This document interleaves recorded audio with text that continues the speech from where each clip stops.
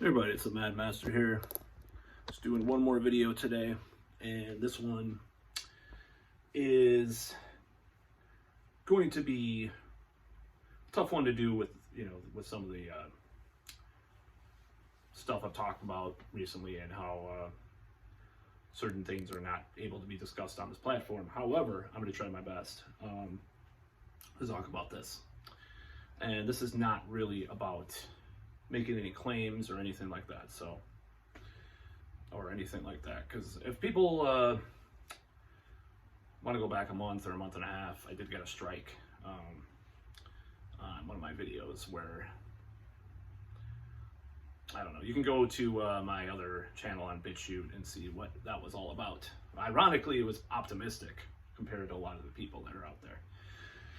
But so there's recently this MIT study about why people become skeptics of the current crisis and how they use science and scientific method to question certain things.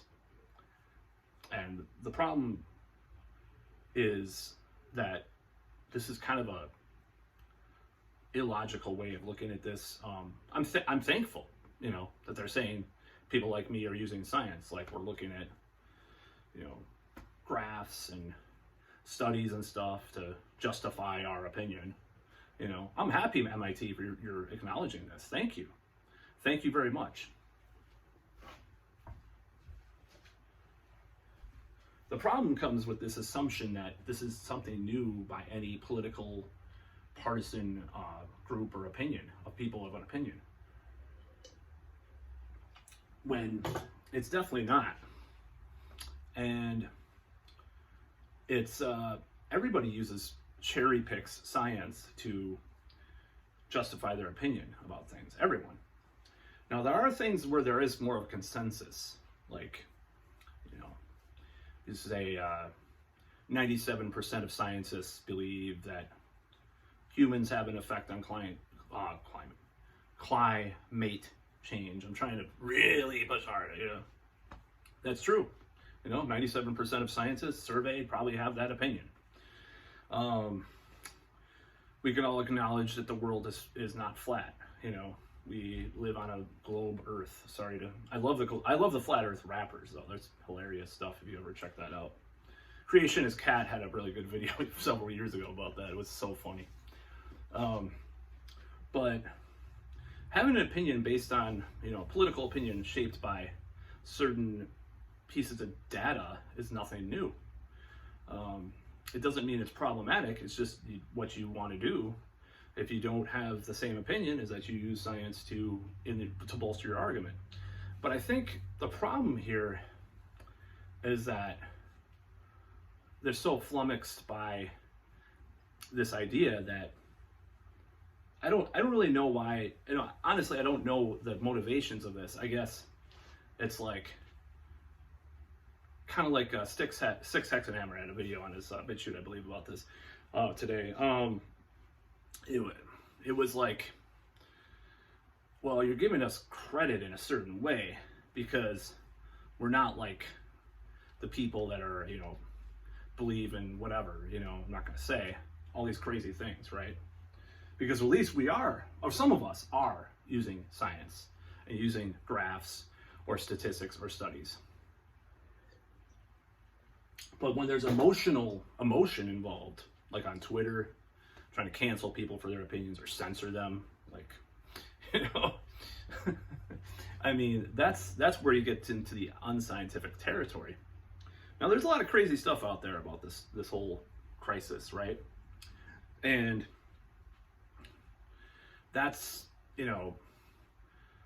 obviously does muddy the waters a little bit. But now you have, like I've said before, the Atlantic talking about people that are going the opposite direction, right? They're going too crazy over it. But these people were always around. They were a year ago, they were, telling their roommates to spray their cell phone with disinfectant 5 times in front of them, even though they had been inside for like 2 weeks, A personal anecdote, by the way. They were the ones that were you know, that, I mean, that these people have always existed. So the Atlantic saying this stuff, it's like they were always existing throughout this thing. So the Atlantic talking about it's like, you know, well, I know that. It's like the sky is blue. It's just, you know, it's a fact. But people that are skeptical about certain things like the guidelines or Tom Morello's first band, but with the word down instead of up at the end. I'm just trying to code it. You know, certain things that lock you down. You know, people are skeptical of these things. Of course they're using science. Why would they not? I mean, it's pretty foolish. And I think it's just like, it's a frustration of these people that that we have these like these like actual critical thinking involved with these opinions. And it's frustrating to them because it's very politicized. It's like, oh my God, it's like the first time in the world that the right wing, even though I'm not on the right, by the way, the right wing has used science to bolster their arguments. It's the first time they have actually legitimate scientists, like the governor of Florida. He had, you know, that press conference. It's not like he had a bunch of kooks. Like, you know, I used to watch a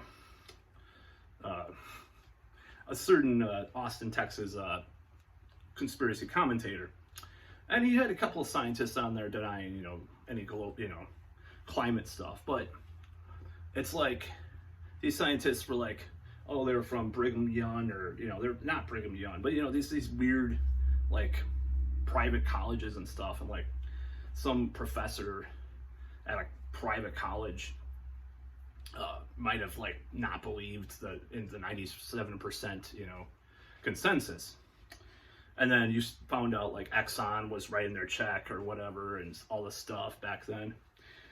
With this one, it's a little bit, with this crisis, it's a little bit different, because Stanford, MIT, even MIT people, Harvard, all these people were on the Florida governors, you know, these types of people.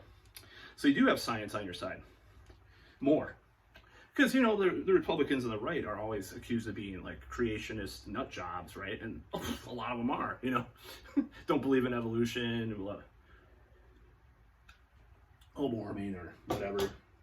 And there's been a proliferation of conspiracy theories, I think, partly to muddy the waters on people with legitimate concerns about things. Some of the more outlandish ones there are. So, yeah, we use science. Yeah, I'm going to continue to use science. I'm going to continue to argue from a scientific viewpoint. But you can cherry pick, and yeah, I'm cherry picking by doing this. Everybody cherry picks science. Everybody can cite a statistics that says this supports my argument. But what about this study? The other side says. Fucking, it's just common sense.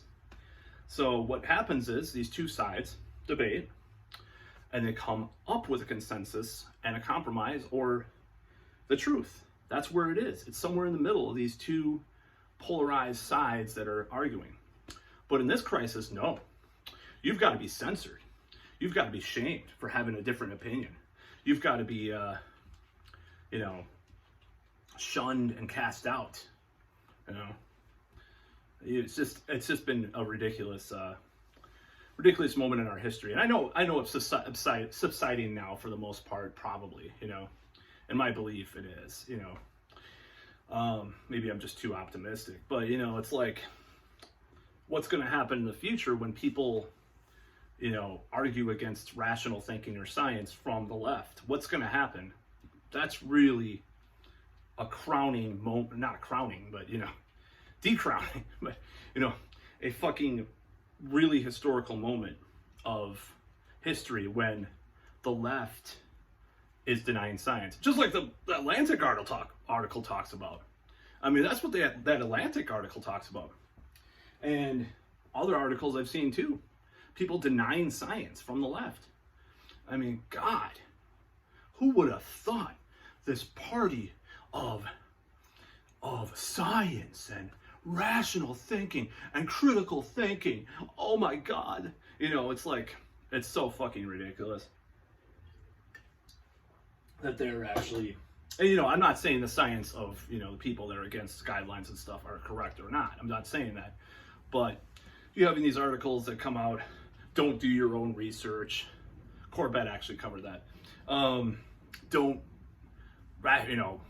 look don't go down that rabbit hole of research and science. It's like New York Times. I mean, maybe I'm misinterpreting some of what they said, because they made some decent points about like how that can lead you to this or that, but it's like, as a culture and society, we're encouraging people not to do research. Come on, what the fuck, you know? Not to do journalism, because none of these people do journalism. They're all partisans for whatever fucking party they're part of. There's no journalism left. Matt Taibbi, Glenn Greenwald accepted an exception. There's no real fucking journalists, you know, anymore, hardly. There's a few, you know, borderline decent journalists too, probably, that are they're not exactly the Taibbi of the world, but they're not fucking Judith Miller, you know. There's a few people left that are like that, but for the most part, it's pretty shit. And yeah, I foresee a point in the future. This is a prediction video. This is definitely a prediction where things come up in society, and they're already doing it. I mean, let's just face it. I'm not going to talk about that on this channel. I have a mixed opinion about some of these matters, but they're already doing it, like redefining things and terms and stuff. It's like, well, where's the science? Oh, it's social science. Okay, well, social science is a science. Let's be clear, okay? But, you know, it's like a biologist or evolutionary psychologist, which, ooh, that's horrible again for the feminists hate evolutionary psychologists, but biologist, evolutionary biologist might actually see these things and like, that's not scientific, you know? And, you know, I'm not a TERF or anything like that. That's fucking, you know, that's fucking retarded. But, I mean, that kind of stuff's stupid too. You know, like I did my bathroom video years back, and I still agree with it. You have, the argument is clear. It's like let's say Melinda, you know, who goes in a bathroom versus like ContraPoints, right? Who would be kicked out of the bathroom first? You know, with that whole argument, it's hilarious. But, you know, it's like, I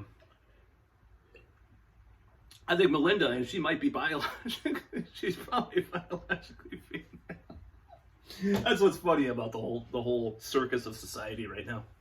So, yeah, use science. Let's have a debate from science. You know, there's going to be scientific debate. Why don't we have these debates? You know, during the whole crisis last year, you know, you had the whole press conference thing, but why didn't, you know, you had these journalists in the crowd and stuff, and it was okay, you know, journalists, I'll put journalists in quotation marks, but why didn't you have like a call-in show, like C-SPAN, right? Why, you know, with the medical professionals on there answering questions, you know, being challenged by people a little bit, you know, and then they become you know, be put on the spot, and, you know, have town halls, you know, virtual town halls nevertheless, but town halls with people about this whole thing. What do we need to do? Include the people in these press conferences. Include the people, your common person, in the town halls, so we all vote on what these leaders were doing, regardless of what side you come from. Maybe you're mad that Florida didn't do enough, or maybe you're pissed that New York closed down your coffee shop. I mean, the people were not involved in these decisions, period. They were not. Well, they had their useful lemmings and tools on Twitter, shaming people for their opinions, but they were not involved in the opinions at all. That's why I was so pissed. You know, that's why, you know, I was so scared of civil liberties being lost and stuff. And nobody talked about this. And, you know, Matt Taibbi, to his credit, by the way, speaking of him, he did talk about civil liberties with the crisis a little bit. Not as much as I thought he would, but... So, yeah, science, right? Believe the science. Believe the science. You know, well, believe the science in the future may be a joke to some people. Will be a joke. Will be like Stunning and Brave or some of these memes. I predict. I was talking to a family member about this because, like, they were talking about how unscientific a lot of things are nowadays, and how people just, you know, and it's not that they're unscientific, but they're just so contradictory. That makes it unscientific, you know. Just like the whole thing where you sit down you remove a facial apparatus when you eat, but if you stand up, you have to wear it, right? That's not scientific. No, I'm sorry, it's not. It's actually probably the opposite, because if you're sitting down, well, anyways, I'm not going to go into that. Hopefully, sitting down,